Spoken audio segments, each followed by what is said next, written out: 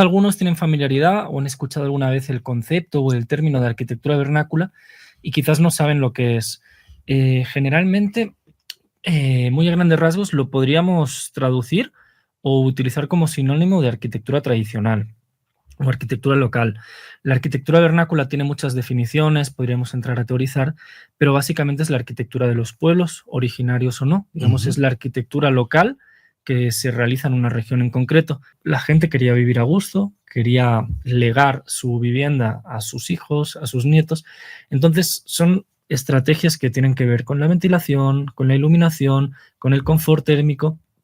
Y justamente ahora que hablaba del adobe, algo muy interesante es que el adobe se encuentra creo que en los 5 continentes. O sea, la forma de construir viene asociada a la cultura, a las creencias de estas personas, a las festividades, y en las Trojes es súper representativo. Nada más hay que ver, por ejemplo, la ornamentación que tienen las columnas de madera que se encuentran en el pórtico, ya las figuras que tienen que ver con la mitología, con la cosmovisión que tenía la cultura purépecha.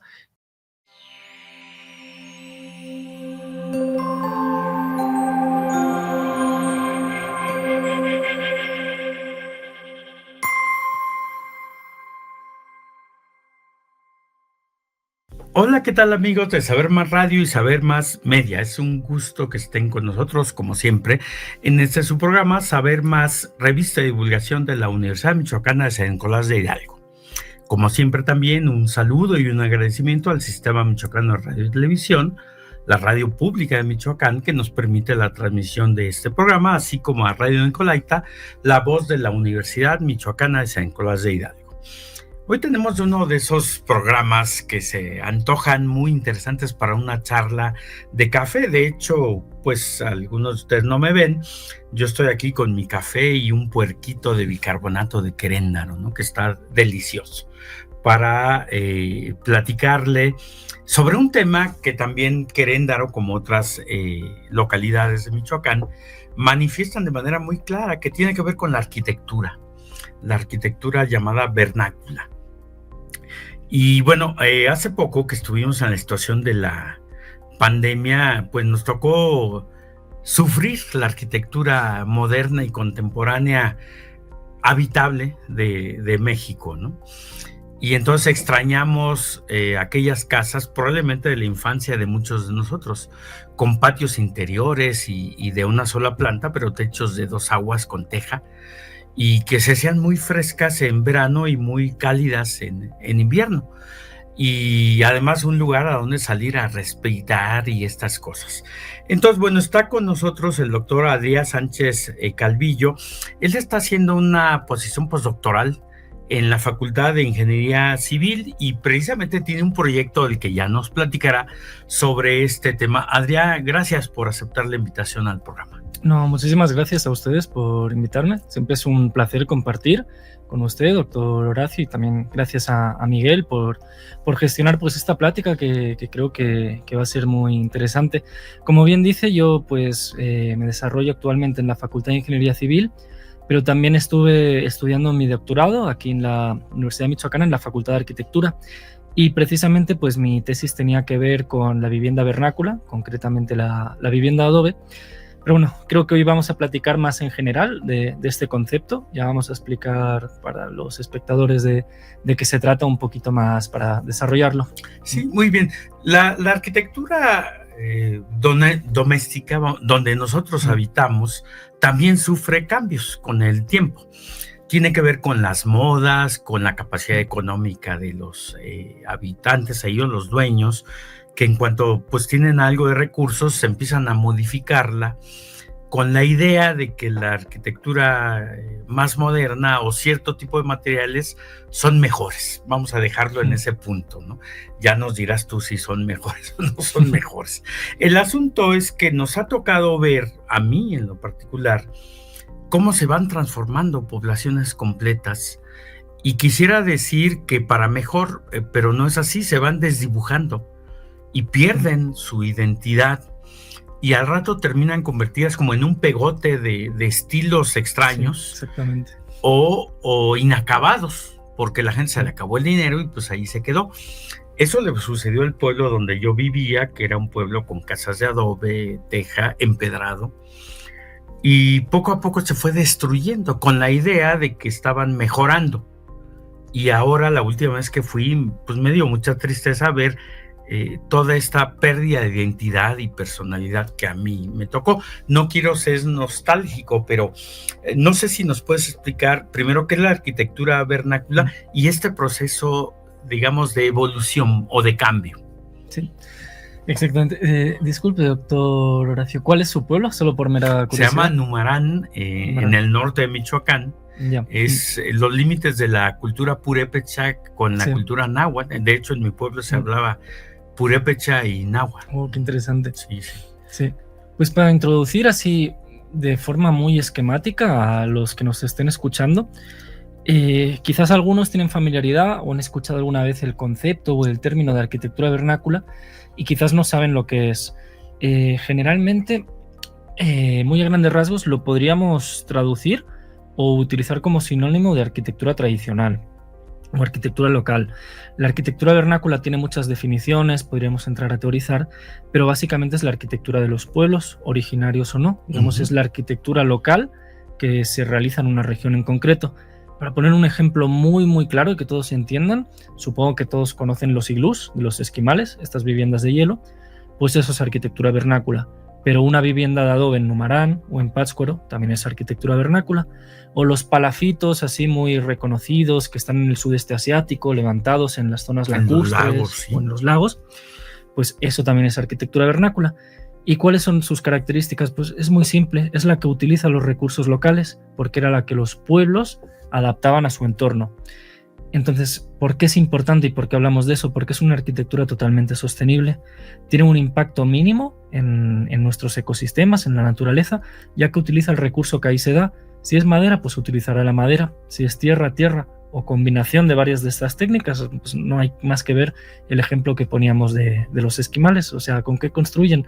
Pues no tienen mucho donde elegir, entonces utilizan el hielo. ¿Qué pasa?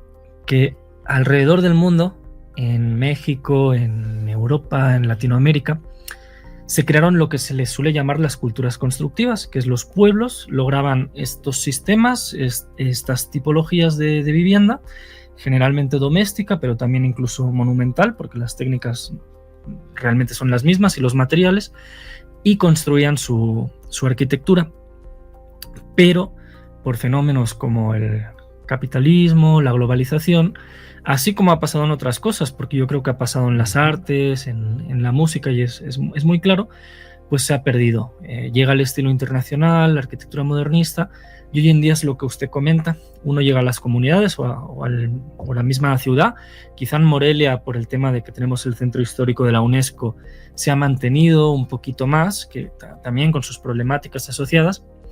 Pero ¿qué pasa? Que uno va a las comunidades y encuentra lo mismo, el concreto, el ladrillo, las cubiertas de lámina metálica, que sabemos que se calientan y que hace ruido cuando llueve, pero es lo que tenemos a mano. Además de que encontramos, por cuestiones que hablábamos de globalización y de desinformación, que digamos que la sociedad como que relega de lo que teníamos porque lo asocia a la pobreza, a algo antiguo, desfasado, cuando realmente estos sistemas siempre han funcionado, o sea, funcionaron por ensayo y error. Si algo nos funcionaba, lo manteníamos durante siglos. O sea, si la tierra, la madera funcionaban bien, tenían buenas prestaciones, generaban confort, lo manteníamos. Pero ahora como que ha cambiado la mentalidad. Aunque también le digo que en las últimas décadas se está dando una revitalización. Ahora les puedo platicar de otro proyecto, además del que estamos llevando. Y ya desde las escuelas, desde, digamos, los mismos profesionales, se está retomando todo este conocimiento, porque es una lástima que se haya perdido a un ritmo tan acelerado. Fíjate que aquí en Michoacán, sobre todo en el occidente de Michoacán, se utiliza mucho la bóveda catalana. De hecho, ellos no saben hacer estas losas de concreto, sino que van pegando ladrillo a ladrillo y hacen la bóveda. Y esa arquitectura me gusta mucho, pero esto que comentabas está perfectamente adaptada al clima. Son en general, como en San José de Gracia, climas más frescos, más lluviosos, y de alguna manera esta forma de arquitectura aprovecha pues el ladrillo que tienen ahí, que construyen mucho, y además se asocia muy bien con el clima, ¿no? O sea, responde a esas necesidades, lo que tú comentabas. Bueno, el adobe no es solamente que no tuvieran otra cosa, sino probaron que esto era muy adecuado, ¿no? Es decir, hay una relación de, digamos, de evolución de esta arquitectura en el vínculo con las cuestiones climáticas, que no pasa con el concreto, digamos que estandariza. Imagínate una casa de concreto en la playa, ¿no? Sí. De hecho, bueno, yo creo que uno de los puntos más críticos es que antes diseñábamos nuestra vivienda pensando en las futuras generaciones. La vida útil de una construcción de concreto va en torno a los 50, 60, 70 años. Ya ni siquiera estamos pensando en una segunda o tercera generación. En cambio, tenemos ejemplos de arquitectura vernácula que tienen siglos y han funcionado bien. También yo algo que pienso, y soy crítico con ello, es que se ha construido mal en todas las etapas de la humanidad. Entonces, las viviendas que nos han llegado a nuestros días del centro histórico de Morelia fueron las que se construyeron bien en ese momento y que estaban adaptadas bien al entorno, al clima. Y también en su momento, yo imagino que en el siglo XVI había gente que autoconstruía y lo hacía pésimamente. Y las tuvieron que derribar o que se cayeron, sí, ¿no? Pues obviamente hay que tomar lo bueno que tenemos. De la cuestión que me comenta de que tiene muchas similitudes con la arquitectura bioclimática moderna, pues eso es cierto, porque al final la gente quería vivir a gusto, quería legar su vivienda a sus hijos, a sus nietos. Entonces son estrategias que tienen que ver con la ventilación, con la iluminación, con el confort térmico. Y justamente ahora que hablaba del adobe, algo muy interesante es que el adobe se encuentra creo que en los 5 continentes, o sea, y en civilizaciones que nunca desde los sumerios ya construían así, sí, ¿no? Pero civilizaciones que nunca se toparon, porque la pirámide de Cholula está construida con adobe. La civilización de los sumerios, Mesopotamia, tenía adobe. En los aborígenes australianos encontramos la tierra también presente. O sea, no es casual, pues, ¿no? Son desarrollos que tienen que ver, digamos, con la misma humanidad, porque son desarrollos tecnológicos tan lógicos. Hacer un ladrillo o un bloque es algo completamente lógico, y que civilizaciones que no tenían nada que ver y nunca tuvieron contacto llegaban a la misma solución, como pasó con la rueda, con la escritura, con todo eso. Fíjate, esto es bastante interesante, porque en este concepto erróneo, pienso, de tirar lo que tenían, lo que sobrevivió por generaciones, y modernizarlo, adquiero ciertas costumbres también que no eran las que estaban vinculadas con el edificio donde vivía.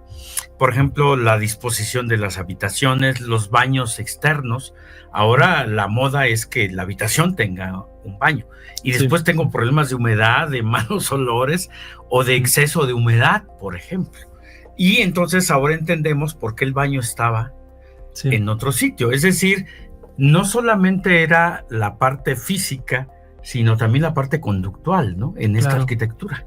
Sí, justamente recuerdo una plática que dieron unos arquitectos muy concienciados en la UNACH, en Chiapas, dentro de unas jornadas hace muchos años, pero ellos tenían proyectos de vivienda social siempre utilizando materiales locales, muy, muy concienciados, y nos explicaban que construyeron unas viviendas para una familia, creo que eran papá, mamá, y tenían 2 niños, y eran de una comunidad indígena. A ver, Adrián, te voy a interrumpir para hacer una pausa, y regresando continuamos, ¿sí? No le cambies, se va a poner más interesante.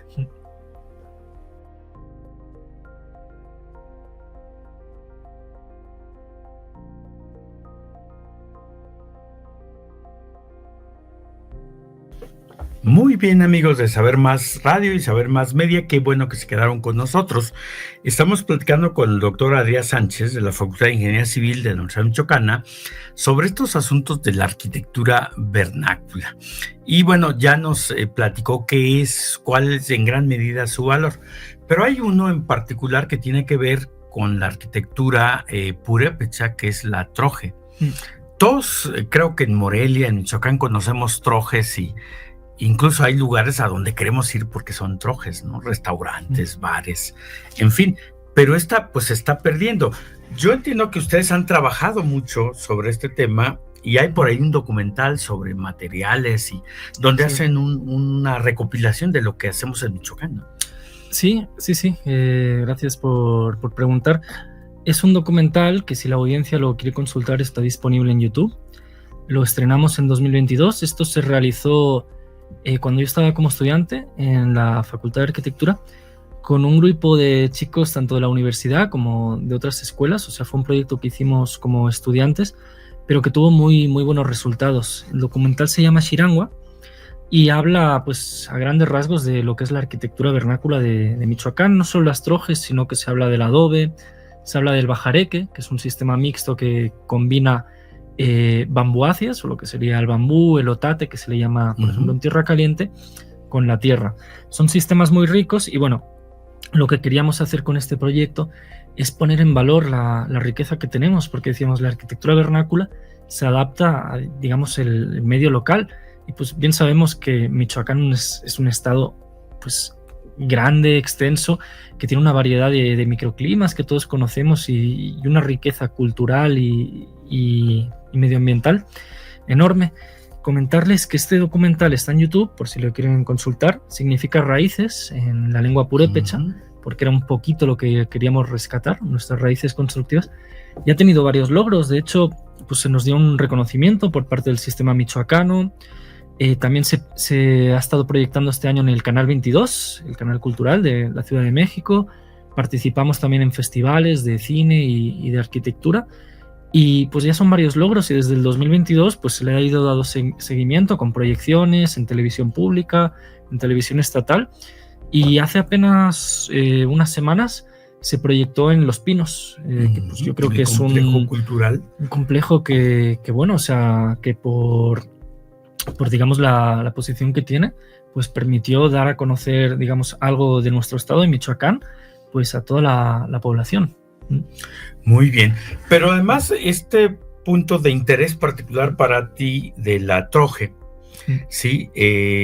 Estás en un proyecto, platicábamos fuera del aire, que está por iniciar. No sé si nos puedes platicar sobre este. Sí, claro que sí. En ese caso estamos hablando ya de un proyecto un poquito más enfocado en la investigación, que al final pues es lo que hacemos los docentes e investigadores de la universidad, pero nosotros nunca dejamos de lado la parte de divulgación, como estamos haciendo ahora con usted, doctor Horacio. Este proyecto se llama EWAP, que son las siglas en inglés de Arquitectura de Madera Patrimonial en Peligro, y es un proyecto que financia la Universidad Oxford Brookes, que es una de las más prestigiosas del mundo. Entonces ya se cerró porque han sido 3 convocatorias y nosotros participamos en la tercera y última. Y pues conseguimos el financiamiento, ya está firmado el acuerdo por la rectora y por el responsable de Oxford. Iniciaremos en enero con los trabajos. Cabe destacar que este es el primer proyecto que se financia para la región Norteamérica y pues lógicamente para México. Hay muchos proyectos financiados en África, en América del Sur, en el sudeste asiático, en Oceanía y en Europa del Este, pero somos el primero de nuestra región. Por lo tal, creo que tenemos una responsabilidad, pero también es un orgullo decir que hemos ganado esto. Este proyecto tiene un enfoque más a la documentación, tanto la documentación arquitectónica, a partir de los planos, para que puedan imaginar bien la audiencia, como de la fotogrametría, que bueno, para explicarles muy resumidamente lo que es la fotogrametría, es una técnica a partir de la cual, a partir de la fotografía, tanto con cámara como con dron, para generar modelos tridimensionales a partir de nubes de puntos de objetos, en este caso de las trojes.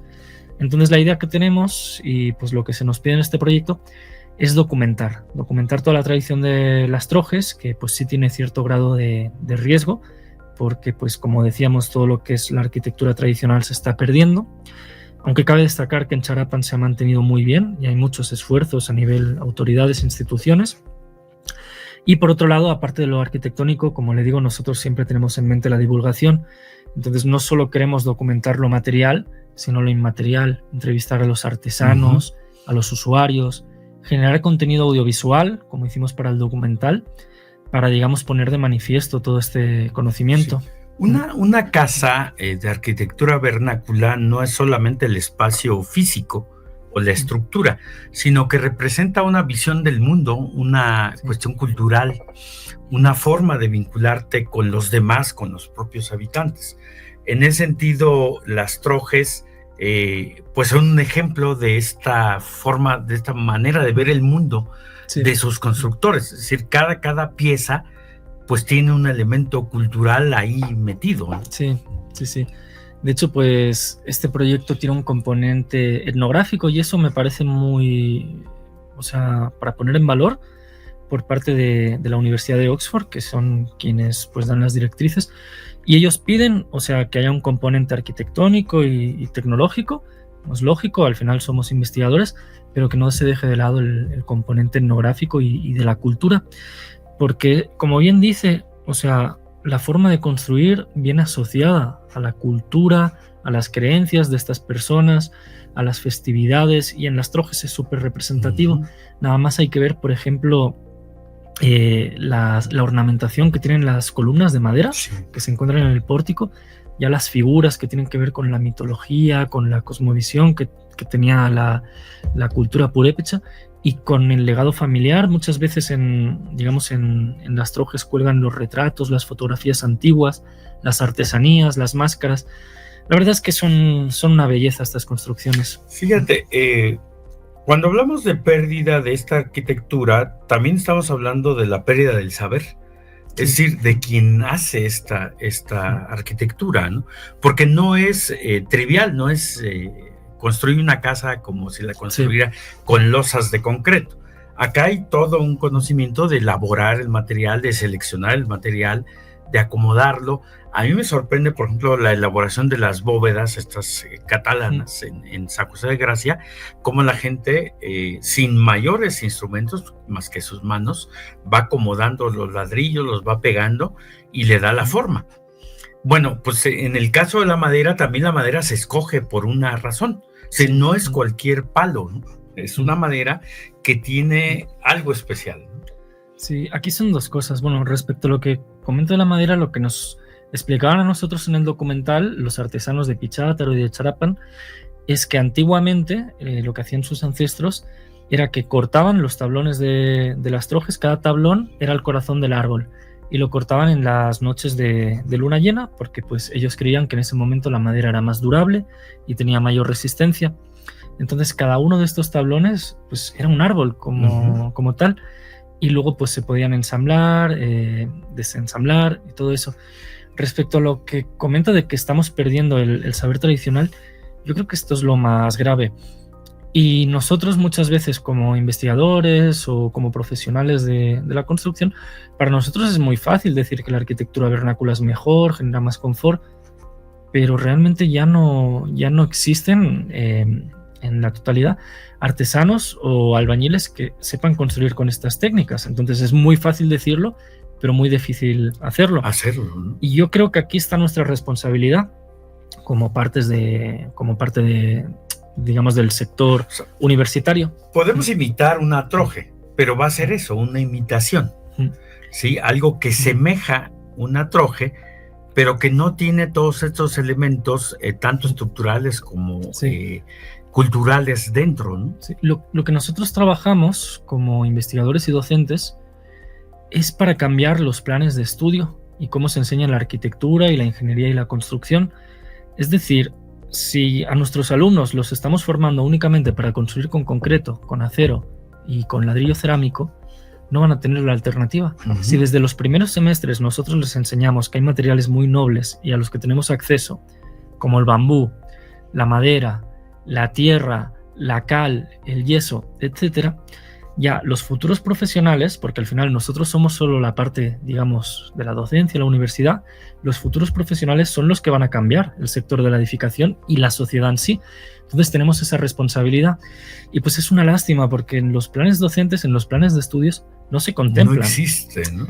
Poco a poco, que si alguna optativa de arquitectura bioclimática. Entonces hay que acelerar ahí, hay que cambiar ya desde el principio para que los alumnos puedan formarse en las técnicas alternativas, que son alternativas ahora. Antes era lo que teníamos. Era lo común, sí, ¿no? Claro. Sí, fíjate que yo he estado leyendo, me gusta la madera en muchos sentidos, ciertas tendencias en los países escandinavos de recuperar la construcción en madera, Sí. y que va acompañada de un manejo del bosque particular, ¿no? Sí. Pero ellos incluso están construyendo edificios, y ahora hay edificios de 14 pisos Sí, sí, sí. de madera, aprovechando las bondades y las ventajas que la madera tiene. Pero eso implica hacer investigación en materiales para conservar la madera, que curiosamente regresan al uso de ceras, de resinas que antes se usaban, que ahora con el conocimiento científico pues le dan mucho mejor calidad y mucho mejor protección y resistencia. ¿Cómo ves este intento de regresar sin tratar de imitar, sino tomar ese conocimiento y actualizarlo para el futuro, ¿no? Claro, esa es otra de las líneas de investigación que tenemos en la facultad, porque por un lado tenemos la línea de investigación del patrimonio, porque hay que conservarlo como parte de nuestro legado como seres humanos, pero por otro lado está toda la parte de diseño, y podemos diseñar con materiales tradicionales, pero con la tecnología actual que tenemos. O sea, lo que ya teníamos se puede mejorar porque estamos evolucionando, como usted decía, como sociedad, y el conocimiento científico cada vez es más amplio. Entonces, no hay que limitarnos, o sea, las barreras nos las ponemos nosotros mismos. El problema es que hemos entrado en un círculo vicioso. O sea, ¿por qué construimos con concreto? Porque nos han enseñado así, y también porque hay muchos intereses. O sea, las empresas concreteras, cementeras, tienen mucho poder en este país. Bueno, no solo en este país, sino que en el mundo, ¿no? Que en el mundo. Entonces, cambiar un sistema que ha beneficiado a muchas personas durante tantas y tantas décadas no es tan fácil. Por eso digo la responsabilidad que tenemos nosotros como universitarios. Muy bien, mira, estamos terminando, se nos está acabando el tiempo.